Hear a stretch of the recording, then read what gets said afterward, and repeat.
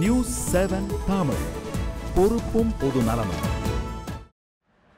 IRNSS வரிசையில் 4வது புவிசார் வழிகாட்டி செயற்கைக்கோளை இஸ்ரோ வெற்றிகரமாக விண்ணில் நிலைநிறுத்தியிருக்கிறது.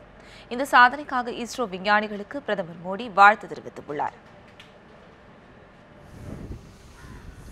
IRNSS 1D செயற்கைக்கோளை சுமந்து கொண்டு PSLV-C-27 ராக்கெட் ஸ்ரீஹரிகோட்டாவில் உள்ள சதீஷ் தவான் ஏவுதளத்திலிருந்து நேற்று மாலை 5:19 விண்ணில் சீறி பாய்ந்தது. வெற்றிகரமாக விண்ணில் பாய்ந்த PSLV-C-27 திட்டமிட்ட பாதையில் பயணித்து 19:25 நொடியில் IRNSS 1D செயற்கைக்கோளை நிர்ணயிக்கப்பட்ட புவிவட்ட பாதையில் நிலைநிறுத்தியது.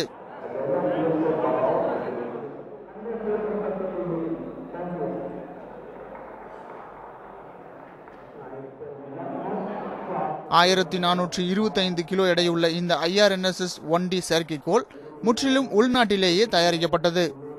GPS போன்ற வசதிகளுக்கான தகவல்களை பெறவும், துல்லியமான நகர திட்டமிடல், சரியான வரைபடங்கள், பயணிகளுக்கான தரைவழி மற்றும் கடல் வழி தடங்கள் உள்ளிட்ட வசதிகளை இந்த செயற்கைக்கோள் வழங்கும். இந்திய எல்லையை சுற்றி 1500 கிலோமீட்டர் தொலைவிற்கு தெற்காசியாவில் வசிப்பவர்களுக்கும் இந்த செயற்கைக்கோள் பயனளிக்கும். அமெரிக்கா தற்போது கொண்டுள்ள GPS சேவைகளுக்கு இணையாக இந்தியாவின் IRNSS செயற்கைக்கோள்கள் செயல்படுகின்றன.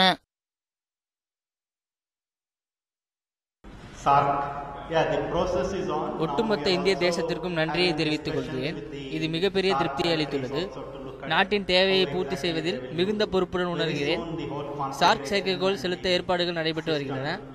இத்திட்டத்திற்கு அனுமதி கிடைத்தவுடன் அந்த செயற்கைக்கோளை விண்ணில் நிலைநிறுத்த முயற்சிகள் மேற்கொள்ளப்படும்.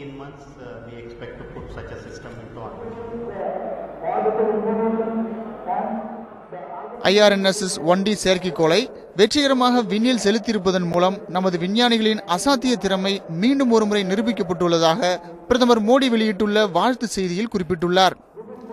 இஸ்ரோவின் திட்டப்படி 910 கோடி ரூபாய் செலவில் இந்திய பிராந்தியத்தில் மொத்தம் 7 புவிசார் வழிகாட்டி செயற்கைக்கோள்கள் நிலைநிறுத்தப்படும். எஞ்சிய 3 செயற்கைக்கோள்களையும் இந்த ஆண்டு இறுதிக்குள் ஏவ இஸ்ரோ திட்டமிட்டுள்ளது. செய்தி பிரிவு, நியூஸ் 7 தமிழ்.